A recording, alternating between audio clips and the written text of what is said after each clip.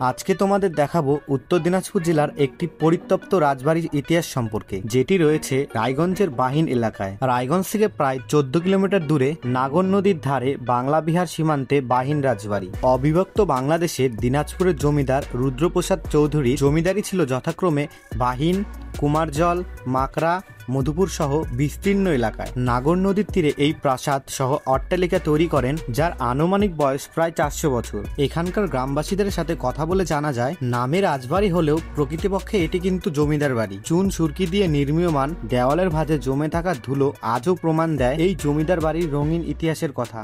আরও জানা যায় যে এই জমিদারের বংশধরেরা প্রায় 1965 সালে এই রাজবাড়ি ছেড়ে আসার পর বিশেষভাবে নজর না দিতে পারায় রক্ষণাবেক্ষণের ভার ভারত সভা আশ্রমের কাছে অর্পণ করেন। তবে সেভাবে নজর না দেওয়ার জন্য অবস্থা আরও খারাপ হয়ে দাঁড়িয়েছে। এখানকার স্থানীয় বাসিন্দারা আরও জানান, দীর্ঘদিন ধরে রক্ষণাবেক্ষণের অভাবে চারিদিকে আগাছায় ভরে গিয়েছে এই জমিদার বাড়ি। চুরি হয়ে গিয়েছে দরজা জানালা সব। এই জমিদার বাড়ির পেছনের দিকেই রয়েছে নাগর নদী, যা বাংলা এবং বিহারকে ভাগ করেছে। এই জমিদার বাড়ির আগের মতো আলোকিত রূপ আর বেঁচে নেই। তবে এই জঙ্গলাকীর্ণ প্রাসাদ সহ অট্টালিকাকে বাঁচিয়ে রেখে হাত ধরে বেঁচে আছেন এই বাহিন গ্রামের হাজারো মানুষ। চলো আর দেরি না করে দেখিয়ে দিই এই জমিদার বাড়ির পেছনের সাইড। আর একটি বিশেষ কথা, বর্তমানে এই জমিদার বাড়ি পুলিশ ক্যাম্পে পরিণত হয়েছে।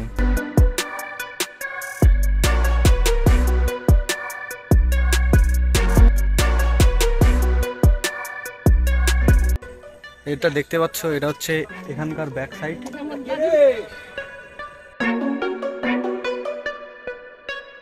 এখানে এখন প্রায় প্রতিদিনই অনেক দর্শনার্থীর ভিড় দেখা যায়। এটাই হচ্ছে সেই নাগর নদী, যা বাংলা এবং বিহারকে দুভাগ করে রেখেছে। এখানে যে নৌকাগুলিকে দেখতে পাচ্ছ, এটি হচ্ছে ভ্রমণের জন্য। এখানে এসে তোমরা মাত্র 50 টাকা দিয়ে এই সুন্দর পরিবেশের মাঝখানে তোমরা ঘুরে দেখতে পারো। ভিডিওটি ভালো লাগলে অবশ্যই শেয়ার করে দেবে এবং চ্যানেলটিকে সাবস্ক্রাইব করে দেবে। দেখা হচ্ছে নেক্সট ব্লগে।